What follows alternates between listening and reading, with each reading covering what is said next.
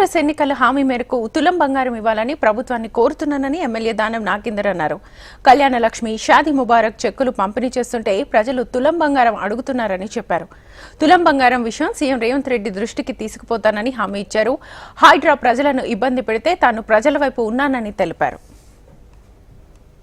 ఇంకా కొన్ని సమస్యలు ఉన్నాయి. రేషన్ కార్డులు కానీ లేకపోతే తులం బంగారం విషయం కానీ ఇప్పుడే మా కార్పొరేటర్ గారు చెప్పారు కాబట్టి అది కూడా పరిశీలన ఉంది. రావాలని మాకు కూడా ఆకాంక్ష, చేయాలని.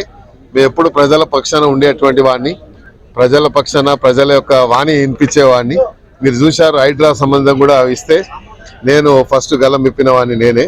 ఎందుకంటే పేద ప్రజలు ప్రభుత్వంతో ఆశించేది ఏంటంటే ప్రభుత్వంతో మాకు రక్షణ కలగాలని కోరుకుంటారు. కాబట్టి అది మా డిమాండ్. ఎప్పటికీ అధికారం ఉన్నామా లేదా అనేది క్రైటీరియా కాదు, మా డిమాండ్. ఎందుకంటే పేద ప్రజలు ఎప్పుడు మరి అధికారంలో ఉండే పార్టీకి అండగా ఉంటారు, వాళ్ళని కాపాడుకునే బాధ్యత. కాబట్టి మరి మన తులం బంగారం విషయంలో కూడా తప్పకుండా ఈ విషయాన్ని నేను ముఖ్యమంత్రి గారి దృష్టికి తీసుకెళ్తా.